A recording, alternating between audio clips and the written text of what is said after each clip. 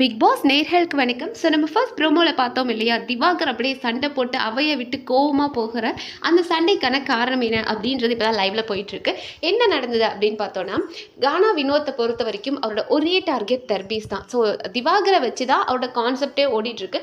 அவர் இந்த டாஸ்க்குன்னு கிடையாது, எப்போதுமே திவாகரை கலாய்க்கிறது, அவரை பேசுறது, இதை வச்சு மட்டும்தான் கானா வினோத் ட்ராவல் ஆகிட்டு இருக்கிறாரு.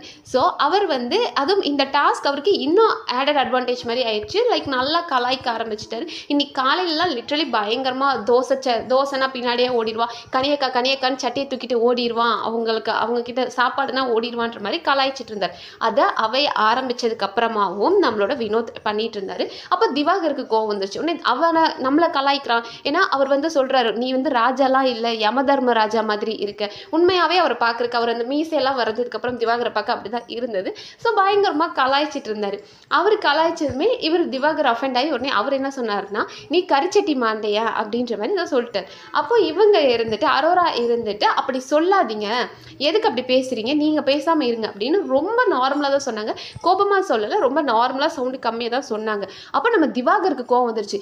நீ சும்மா இருமா, நீ வாய் மூடிட்டு இருமா, நீ ஏமா இதெல்லாம் பேசுற, அவன் என்ன சொன்னா நான் பேசதான் செய்வேன் அப்படின்ற மாதிரி எல்லாரும் மணி வச்சுதான் கத்துனாரு. அரோரா அதை பெருசா எக்ஸ்டெண்ட் பண்ணல, அப்படியே நிறுத்திட்டாங்க. ஸோ முடிஞ்சிருச்சு. ஆனா அதுக்கப்புறமா அரோரா இந்த பிரச்சனையை கொண்டு வராங்க. Aurora and Kani is the brain of everything இல்லையா. ஸோ கனி சொல்றாங்க, இந்த இடத்துல நான் வளர்த்த பொண்ணு தான் இவ, இப்படி ஒரு அமைச்சர் ஒரு இளவரசியா பேசலாமா, அவர் பண்ணது தப்பு தானே அப்படின்றாங்க. அப்போ அரோராவும் சொல்றாங்க, அந்த இடத்துல நான் அமைதியா போயிட்டேன், ஆனா எனக்கு இப்ப நியாயம் வேணும். இவர் எல்லார் முன்னாடியும் என்ன வாய மூடுன்னு திட்டினார், எல்லார் முன்னாடியும் எனக்கு மன்னிப்பு கேட்கணும் அப்படின்னு. பட் பார்வதி இந்த இடத்துல நியாயமா ஒரு விஷயம் கேட்டாங்க அரோரா கிட்ட. சரி, அவன் எதிரி நாட்டு அமைச்சர், அவர் நம் நாட்டு அமைச்சரை கலாய்க்கிறாரு, உருவகேலி பண்றாருன்னா நீ என்ன பண்ணியிருக்கணும், என் தங்கையா இருக்க நீ என்ன பண்ணியிருந்திருக்கணும், நீ யார்டா வாயை மூடுற, ஏன் நாட்டு அமைச்சரை நீ எப்படிடா பேசலாம் அப்படின்னு தானே நீ கேட்டிருக்கணும். அதை விட்டுட்டு நீ ஏன் நம்ம அமைச்சர்கிட்ட பேசின அப்படின்னு நியாயமான ஒரு கேள்வியை பார்வதி கேட்டாங்க. ஸோ இந்த இடத்துல அரோராவால ஒரு வேலிடான கொஸ்டினுக்கு ஆன்சர் பண்ண முடியல. ஸோ அரோரா அப்படி கிடையாது, அவர் அடுத்த நாட்டு அமைச்சர், அவரை நான் பேச முடியாது, நம் நாட்டு அமைச்சர் தப்பு பண்ணா நான் கேட்பேன் தான் அப்படின்னு சொல்லிட்டாங்க. நமக்கு நாட்டுக்குள்ள நம்ம சண்டை போட்டுக்கலாம், ஆனா இன்னொருத்த நம்மளை அடிக்கும் போது நாம எல்லாரும் ஒன்னா தானே நிக்கணும்.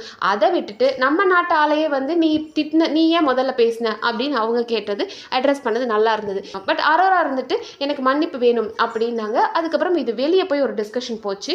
லைக் அரோரா, வியானா, கனி இவங்க எல்லாம் உட்காந்து பேச ஆரம்பிச்சிட்டாங்க. அப்போ அரோரா என்ன சொல்றாங்கன்னா, அமைச்சர் மன்னிப்பு கேட்கணும், அப்படி அவங்க கேட்கல அப்படின்னா இந்த அரசவை கரெக்டானது கிடையாது, ராணி ஒழுங்கா ஆட்சி புரியலன்னு சொல்லிட்டு ராணியை அந்த பதவியிலேருந்து விலக்கிட்டு வேற யாரையாவது உட்கார வைக்கணும், இல்லைனா அமைச்சர் அந்த பதவியிலேருந்து தூக்கிட்டு வேற யாராவது உட்கார வைக்கணும் அப்படின்னு அந்த ஒரு சண்டையை அவங்க ட்ராக்குக்கு எடுத்துட்டு போறாங்க. அவங்க கான்செப்டோட அவங்க டிராவல் பண்றாங்க. ஸோ இதை நம்ம திவாகர் ரொம்ப பர்சனலாக எடுத்துக்கிட்டார். சரி, அவர் நினைச்சிருந்தாருன்னா சரி சாரி அரோரான்னு சொல்லி முடிச்சிருக்கலாம். பட் அவரும் இதை எக்ஸ்டெண்ட் பண்ணணும் அப்படின்றதுக்காக இல்லை அரோராக்கு என் கூட முன்பகை இருக்கு, அதனால அரோரா இதை வேணும்னே பெருசு பண்றாங்க. அதாவது ஆல்ரெடி எனக்கும் அரோராக்கும் சண்டை இருக்கு, அண்ட் அது மட்டும் இல்லாம அரோராவும் வினோத்தும் ஃப்ரெண்ட்ஸ், அதனால அவங்க ஃப்ரெண்டுக்காக சப்போர்ட் பண்ணிட்டு என்ன டார்கெட் பண்றாங்க. அவரோட தப்பு அவர் என்னைக்குமே அக்செப்ட் பண்ண மாட்டாரு. இப்போ அரோரா பேசுறது தப்பு தான், நம்ம நாட்டு அமைச்சரை இன்னொருத்த கிண்டல் பண்றான் அப்படின்னா நாம தான் போய் முன்னாடி நின்று என் நாட்டு ஆளை நீ எப்படிடா பேசலான்னு கேட்கலாம். அது பண்ணது அரோரா, பண்ணாதது அரோராவோட தப்பு. சரி, ஓகே. அட்லீஸ்ட் இப்போ திவாகருக்கு பார்வதி முதல்ல திவாகருக்கு தானே சப்போர்ட் பண்ணி பேசுறாங்க. அப்போ திவாகர் என்ன பண்ணணும், சரி இந்த சண்டை பெருசு பண்ணக்கூடாது அப்படின்னா சரி சாரி கேட்டு முடிப்போன்றது திவாகர் மைண்ட் செட்லேயே இல்லை. திவாகரை பொறுத்த வரைக்கும் அவன் என்ன கலாய்ச்சான், ஆனால் அவன் நாட்டில் யாருமே அவனை கண்டிக்கல, நீங்கள் எல்லாரும் சேர்ந்து மட்டும் என்னை டார்கெட் பண்ணுறீங்க அப்படின்ற. ஸோ அவங்க இதை அவங்களோட கான்செப்டுக்கு யூஸ் பண்ண தான் ட்ரை பண்ணுறாங்க. அப்போது இவங்க இந்த சண்டையை முடித்தால் மட்டும்தான் அடுத்ததுக்கு அவங்க மூவ் ஆன் பண்ண முடியும். அப்போ அதனால தான் பார்வதி சொல்கிறாங்க போல இருக்கு ஃபர்ஸ்ட் ப்ரோமோல, இன்னும் அது லைவ்ல வரல.